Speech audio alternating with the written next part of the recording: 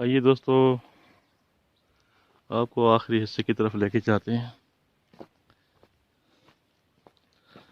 हमें लाजमी बताइएगा आपको ये वीडियो पसंद आई, हमारी काविश पसंद आई या पसंद नहीं आई। दोनों सूरत में हमें बताइएगा। ये भी एक पुराने आसार है, कोई तख्ती लगी तो नहीं, लेकिन ये धर्मराज जी का हिस्सा है।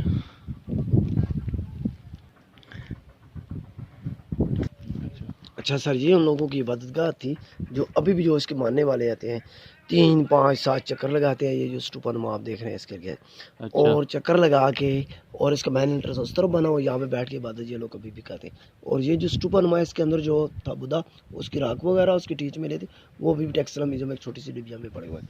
अच्छा और ये लोग ज़्यादातर 5वें और 6ठे महीने में आते हैं। बैक साइड पे 26 से 27 कमरे बने हुए। ये लोग उस दौर में इबादत करके कमरों के अंदर बैठ के पढ़ाई भी इस तरह मेडिटेशन करते थे। और ये जो स्तूपा है इसकी ऊंचाई